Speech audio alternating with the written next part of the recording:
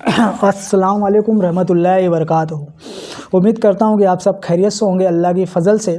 मेरे भाइयों, आप लोगों को पता है कि लगातार मेरी किस बात की फ़िक्र चल रही है, किस तरीके से उम्मत के अंदर दीनदारी का माहौल आ जाए। मेरे भाइयों, मैंने पहले भी बताया था, आपको भी आज भी बता रहा हूँ और आखिरी सांस तक इस बात को बताऊँगा कि अल्लाह ने जिस ईमान के साथ मुझे पैदा किया, अल्हम्दुलिल्लाह, अल्लाह का शुक्र है कि मैं आखिरी सांस तक जो है अल्लाह के हुक्म, अल्लाह की इताअत और रसूलुल्लाह सल्लल्लाहु अलैहि वसल्लम की सुन्नत पे अमल करने की कोशिश करूँगा और उसकी तरबियत करने की उसकी तरबियत जो है उसी तरबियत पे कोशिश करूँगा कि उसी तरीके से तरबियत हो। मेरे भाइयों, मैं आप लोगों को एकदम अहम टॉपिक बता देना चाहता हूं कि मैं जब भी सफ़र पे रहता हूं तो ज़्यादातर मैं जो है मस्जिदों में या तो मदरसे में जो है क़याम करता हूं, क्योंकि मैं होटलों से और बाकी जगहों से जो है बहुत ज़्यादा बचने की कोशिश करता हूं। और फिर मेरी इस्तेदाद भी इतना नहीं रहती है कि मैं किसी हाई फाई होटल या किसी भी होटल में या किसी लॉज में रुकूं। मैं इन सारी चीज़ों से बचता हूं, तो अल्लाह का शुक्र है अल्हम्दुलिल्लाह। असल जो फ़िक्र है, मैंने आपको बताया कि जो मदरसे की बात बता रहा हूँ, आज हमारे ईमान की और यकीन की इतनी कमज़ोरी है कि पहले तो हम सबसे पहले क्या है कि अपने बच्चों को जो है मदरसे में हम जो है पढ़ाते नहीं हैं, मदरसे में भेजते नहीं हैं। ज़्यादातर हम अपने बच्चों को इंग्लिश मीडियम में भेजते हैं कि नहीं, हमारा बच्चा जो है इंग्लिश मीडियम से पढ़े और इंग्लिश मीडियम में जो है हमारा बच्चा जो है क्वालिफ़ाई करे। और उसमें भी हम इतने कमज़ोर हैं कि आज देख लीजिए कि शिक्षा के क्षेत्र में, मतलब एजुकेशन के फील्ड में जो है हमारी जो नस्ल है वो सबसे पीछे है, तो हम उसमें भी कामयाब नहीं है। असल कामयाबी तो जो हमारा है वो है ये कि हमारा बच्चा जो है मदरसे में पढ़े और हमारे अंदर जो है दीनदारी का माहौल है। तो कुछ जो बच्चे मदरसे में पढ़ते हैं, आज मदरसे का हालात यूँ है कि हमने देखा, जहाँ जहाँ गया मैं वो हर जगह देखा हूँ कि मदरसे में जो उस्ताद लोग हैं, जो बच्चे लोग को पढ़ाते हैं, जो मेहनत करते हैं, आज उनका पेमेंट, जो उनका पगार है वो तकरीबन 4 महीना 5 महीना तक रुका रहता है। वो इसलिए नहीं रुका रहता है कि जो मदरसे के ज़िम्मेदार हैं वो देते नहीं हैं, वो इसलिए उनका रुका रहता है क्योंकि मदरसे में ताउन नहीं होता है। तो ज़िम्मेदार क्या करेंगे, अपने ज़मीन या अपने ज़मीर को बेच के थोड़ी देंगे, जब उनके पास कहीं से आएगा तो देंगे। और फिर वो लोग इस इंतज़ार में रहते हैं। हालांकि मैंने कई जगह बात भी किया, पूछा भी कि ये मामला ऐसा क्यों है, तो कहा उन्होंने कि अब्दुल्ला भाई, कोई ताउन नहीं हो रहा है, कहीं से कोई मदद आती नहीं है, बस अल्लाह चला रहा है, अल्लाह का शुक्र है। जब रमज़ान महीना आता है तो फिर चंदा वगैरह करते हैं, तो फिर उसके बाद जो है सबका पेमेंट वगैरह क्लियर करते हैं। अच्छा, रमज़ान महीने में भी ये मामला रहता है कि मदरसे के जो ज़िम्मेदार लोग हैं वो खुद जाके चंदा करते हैं।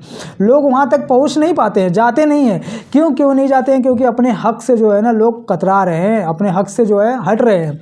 आज जो है मुसलमान पैसे से मोहब्बत कर रहा है। क्या कर रहा है? पैसे से मोहब्बत कर रहा है। हमारी बात बहुत सारे लोगों को बुरा लगेगी, मगर ये हकीकत है। मैं आपको बताना चाहता हूँ, कुछ ऐसे मुसलमान भाई हैं जो हमसे सामने हमारे मतलब फेस टू फेस की बात है, ऐसा जुमला कहते हैं कि पैसे से व्यवहार ख़राब होता है।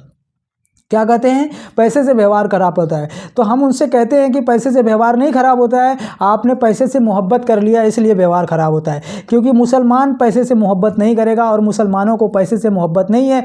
मुसलमान को अल्लाह के रसूल सल्लल्लाहु अलैहि वसल्लम की सुन्नत और अल्लाह के रसूल से मोहब्बत है और अल्लाह के रसूल के तरीके पर मोहब्बत है। मेरे भाई, मुसलमान इस दुनिया में पैसे से मोहब्बत करने के लिए नहीं आया है।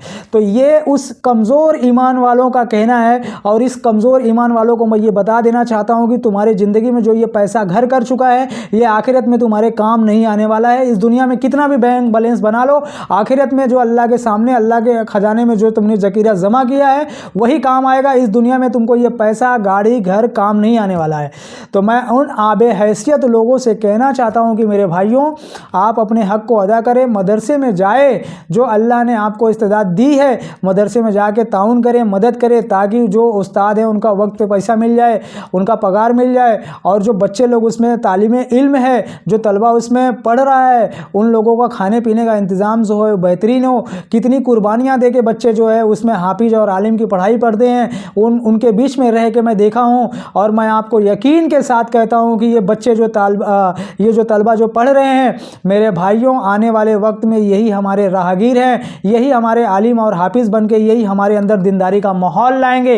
इन्हीं की वजह से हमारा इस्लाम जो है, इस्लाम का परचम जो है लहराएगा और यही पूरे नस्लों के अंदर दीनदारी लाने का जो है ज़रिया बनेंगे। तो मेरे भाइयों, मैंने आपको पहले भी बताया था, जो शादी का मामला है आप लाखों करोड़ों खर्च करते हैं, घर के मामले में लाखों करोड़ों खर्च करते हैं, फिर आप इसके लिए इंतज़ार क्यों करते हैं कि जब रमज़ान महीना आएगा तो हम अपना जो है हमारा जो ज़कात का रकम होगा वो निकालेंगे। और जब रमज़ान का महीना आता है तो कुछ भाई उसमें भी जो कटौती करना चालू कर देते हैं, पूरी तरीके से अपनी ज़कात को अदा नहीं करते हैं और जहाँ ज़रूरत है वहाँ देते नहीं हैं। तो मैं ये कहना चाहता हूँ मेरे भाइयों, पूरे हिंदुस्तान के लोगों से कि ज़कात का रकम का इंतज़ार ना करें, मदरसे पे ज़्यादा से ज़्यादा ध्यान दे, बच्चों की जो है पढ़ाई पे और उनके खिदमत पे ज़्यादा से ज़्यादा ध्यान दे मेरे भाई, और अपने हक़ को अदा करें। जिस पैसे की मोहब्बत आप लेके अपने दिलों में घूम रहे हैं, मैं आपको एक आखिरी बात बता के ये ख़त्म करता हूँ अपनी बात को, कि अल्लाह के रसूल सल्लल्लाहु अलैहि वसल्लम जिनके सदक़े तूफ़ैल में अल्लाह ने ये दुनिया बनाई, जिनके सदक़े तूफ़ैल में अल्लाह ने ये ज़मीन और आसमान बनाई, जब आपका आखिरी वक्त आया, वफ़ात का वक्त आया, आप मस्जिद नबी में थे और आखिरी वक्त थे आप, उस वक्त आपने उस मस्जिद में और मज़बे में आपने ऐलान किया कि अगर किसी का मेरे ऊपर कोई कर्जा है तो इसी दुनिया में ले ले, आखिरत में मैं 1 रुपये का भी कर्जा नहीं दे पाऊंगा, मेरी कोई औकात नहीं, कोई वैल्यू नहीं है कि मैं आखिरत में कोई कर्जा किसी का दे सकूं। अल्लाह के रसूल सल्लल्लाहु अलैहि वसल्लम जिनके सदक़े तूफ़ैल में अल्लाह ने दुनिया बनाई, वो इस तरीके का जुमला यूज़ किए। तो आपने ये जुमला 3 बार फरमाया। एक हज़रात उठे मजलिस में से और उन्होंने अर्ज़ किया, या रसूल अल्लाह, 3 दिरहम का कर्ज है मेरा आपके ऊपर। मेरे भाइयों, मैं आपको बता देना चाहता हूँ, जब ये वाक़या मैं सुनता हूँ तो मेरा दिल जो है पूरा गमगीन हो जाता है कि अल्लाह ने जिनके सदक़े तूफ़ैल में दुनिया बनाई और उनके आखिरी वक्त में 3 दिरहम, यानी आज के दौर में 3 रुपए का कर्ज होता है, जो जिसको 3 रुपए हम लोग कहते हैं, ये 3 रुपए का कर्ज आज के वक्त में है। और उस वक्त 3 रुपए आपके पास नहीं था कि आप कर्ज दे सके, और आपने ये ज़िम्मेदारी किसी सहाबा को दी। मुझे उनका नाम याद नहीं है, मगर सहाबा से आपने कहा कि क्या ये 3 दिरहम का कर्ज आप हमारा लेते हैं अपने ज़िम्मे। अल्लाह के रसूल सल्लल्लाहु अलैहि वसल्लम उस मजलिस में जब ये बात कहे होंगे तो कैसी कैफियत होगी मेरे भाइयों। आज इस उम्मत के लोग इस पैसे को अपना सब कुछ बना लिए मेरे भाइयों।